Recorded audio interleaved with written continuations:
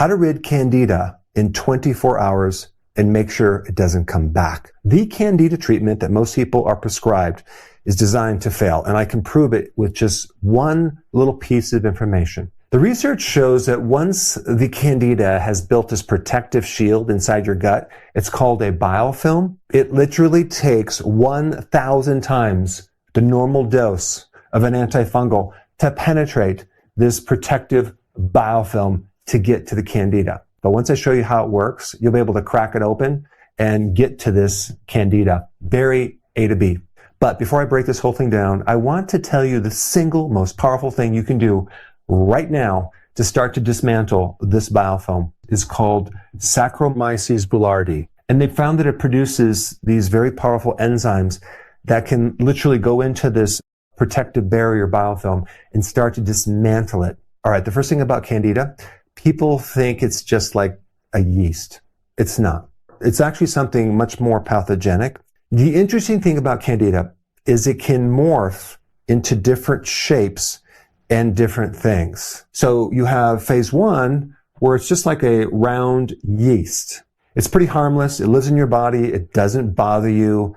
It's part of the normal microbiome. Everyone has it. It's no big deal. But this can then turn into the second version, which is like a chain. And then from this chain, it goes into the phase 3, which is a filament. And filaments are like roots with barbed wire. This morphed phase 3 Candida can literally drill into your intestinal wall. So the question is, what triggers going from this phase to this phase? Well, in this phase, you have large numbers of these guys, and you also don't have very many defenses against this. Okay, so it has to be the right environment.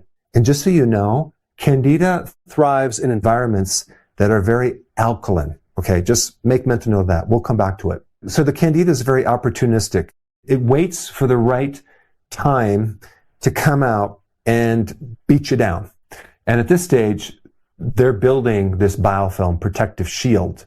So they're under the radar. They can't be detected by your immune system, and they cannot be easily killed by these antifungals. So this tends to be the story for a lot of people, that this Candida keeps coming back and it might go away, it might go into remission, it keeps coming out month after month, depending on certain environments. Some women get it every month because of the estrogen spike, okay? Because estrogen tends to create a different environment, or when they take birth control pills. I almost didn't want to talk about it because it's pretty extreme, but it's not as common as what I'm talking about here. But in 2025, it infected 7,000 people. So, I mean, I wouldn't call that rare, but you should know about it because it is a antimicrobial threat stated by the CDC. Some of these strains resist every single antifungal drug in existence, okay?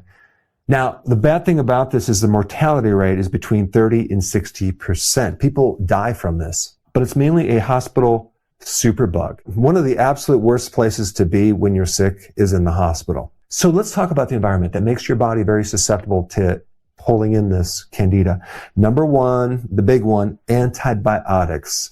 Unfortunately, I have had so many antibiotics in my life, like several times a year growing up as a child, from sore throats and all sorts of infections. Antibiotics kill bacteria. It's the bacteria that keeps the fungus and Candida in check. So when you kill the bacteria, you become susceptible to developing a yeast infection, aka a Candida infection. You remember when I said that Candida lives in an alkaline environment?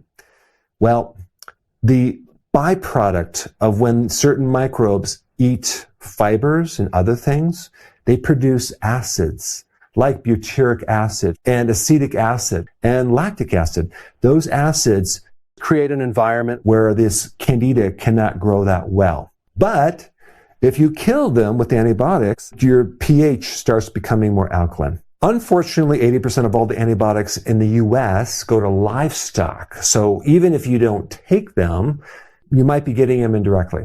Number two, sugar. Candida eat sugar.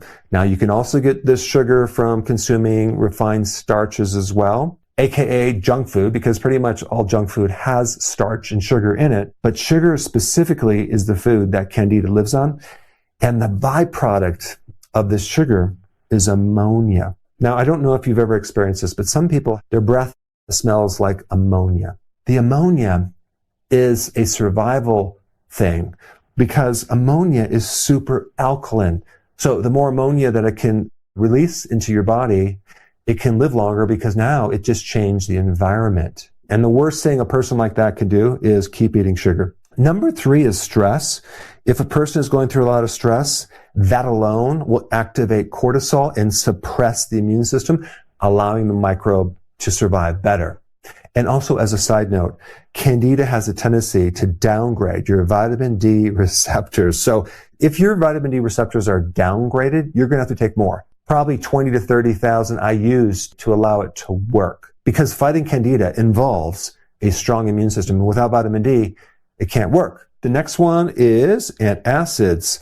Again, if you reduce your stomach acid and you make it more alkaline, you're going to allow the Candida to thrive. Antacids, birth control pills, estrogen from pregnancy, all create an environment that makes you more susceptible to Candida. So a lot of people ask me, what supplements do I recommend? Now, of course, I'm not biased of my own high-quality supplement line, but if you go to Amazon and type Dr. Berg supplements, you'll find more information. Now let's talk about the 24-hour protocol, okay?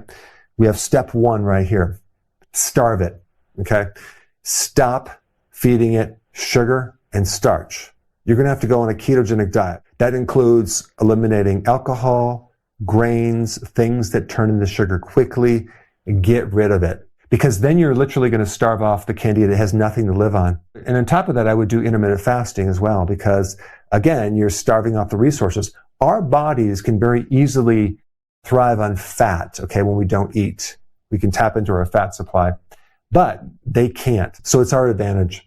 All right, number 2, we need to crack the fortress. I've already mentioned the Saccharomyces boulardii. Start taking that, but also NAC, okay?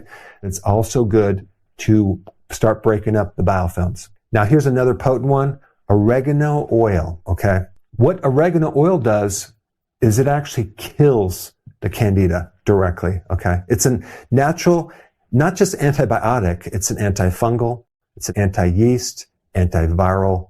It kills all these microbes without any side effects. Step number 3, you want to flood reinforcements. Get a good probiotic that has something called lactobacillus and bifidobacterium. Now, both of these will really help to change the environment to make sure that this Candida cannot survive. So a good probiotic that has this, that survives the stomach, you want to get something that is hydrochloric acid resistant, so it can get down into the small and large intestine, is going to be very important.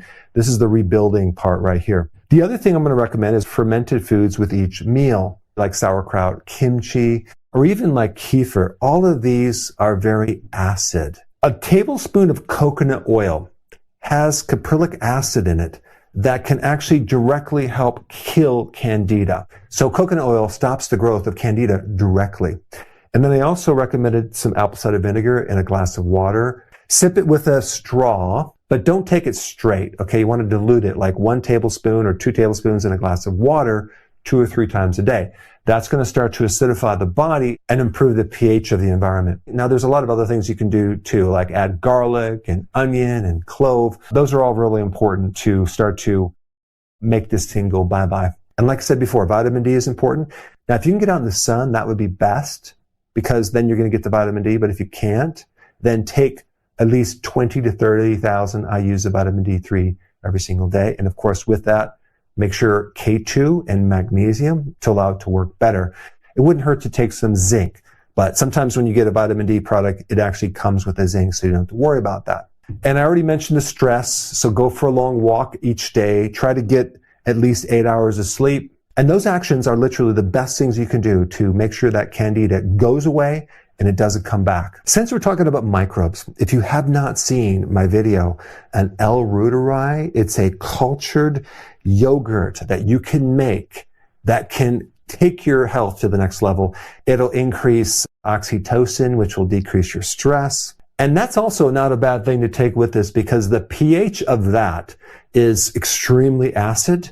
It's way more acid than regular yogurt. It's super healthy on so many different levels. And to learn how to make it, I put it in this video right here. Check it out.